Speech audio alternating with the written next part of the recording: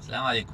أنا عماد مصطفى، هبدأ معاكم رحلة لتبسيط مفاهيم البيزنس والإدارة عموما علشان نقدر نطبقها بشكل عملي في شغلنا أو حتى في حياتنا اليومية.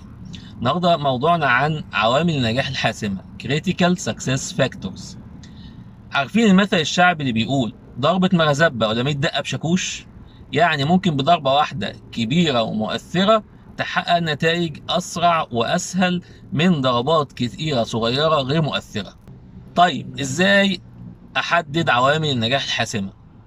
هتتحرك في اتجاهين، الاتجاه الاول ارضاء العميل، الاتجاه الثاني كفاءة التشغيل. ارضاء العميل هتدور على الحاجات اللي ليها قيمة كبيرة ومهمة للعميل عشان تعملها، وبالتالي هيبقى عندك ميزة تنافسية في السوق. الحاجة الثانية هتتحرك في كفاءة التشغيل. كفاءة التشغيل هي ايه؟ هتتحرك في الحاجات اللي لك التكلفة.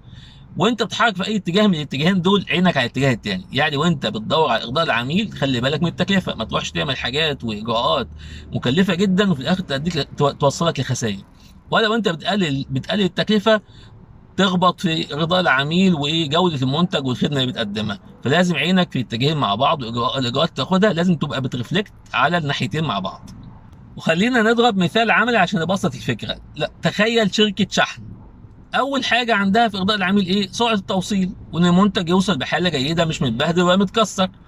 فهيجي لازم يحط كي بي اي، ده برضه حاجه مهمه جدا بقى وانت شغال، تحط مؤشرات اداء رئيسيه. يعني انت تقيس الاكشن اللي بتاخده دوت والاجراء اللي بتاخده دوت تاثيره ايه، وانت نجحت فيه قد ايه.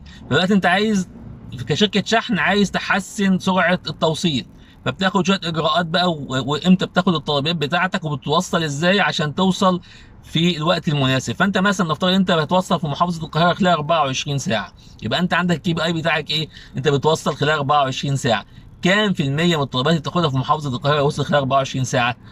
90%، 80%. يبقى انت عندك اوبجيكتيف تطلع ل 95 ل 100% علشان تحسن ادائك في الحته دي. فلازم يبقى كل عامل من عوامل النجاح الحاسمه قدامه كي بي اي او مؤشر رئيسي للاداء، علشان تقدر تقيس انت مدى نجاحك في التعامل مع العامل ده. مفيش حاجه يا جماعه احنا زي الفل وتمام وعندنا احسن توصيل واحسن، اللي هو عباره عن ايه يا جماعه؟ اللي هو عباره عن ايه؟ كام في الميه بتحقق تارجتك في المحافظات اللي عايز توصل 24%؟ 24 خلال 24 ساعه وصلت فعلا خلال 24 ساعه ولا عندك تاخيرات كتيره؟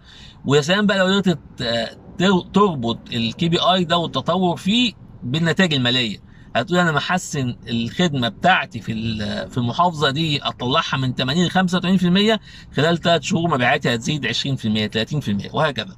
هتيجي في الناحيه الثانيه في التكلفه، هتيجي شركه الشحن تفكر ازاي تقلل التكلفه، ازاي تطلع رحلات الشحن وخطوط الشحن وخطوط التوزيع تبقى انتاجيتها عاليه. ازاي العربيه تطلع دي توصل في وقت المناسب. زي ما قلت لك بقى، بص الناحيه الثانيه، هنوصل ازاي في وقت مناسب لاكبر عدد ممكن من العملاء بنفس السيت اب، بنفس العربيه، بنفس مندوب الشحن وهكذا. اكيد دلوقتي كده واحنا بنسمع الكلام ده خطر في بالنا افكار عن حاجات عملناها كانت ضربه مرزبه فعلا وخلصت معانا وانجزت وعملنا فيها نتائج، وحاجات كنا قعدنا بندقدق فيها زي الشاكوش وما عملناش نتائج كبيره. فكر كده وشاركنا معانا في التعليقات ايه الحاجات اللي انت عملتها حسيت ان فعلا ضربه مرزبه وانجزت بيها، وايه الحاجات اللي كانت دقات شاكوش. لو الفكرة عجبتك اعمل لايك للفيديو وشير وتابعنا عشان يوصلك فيديوهات جديدة. والسلام عليكم ورحمة الله.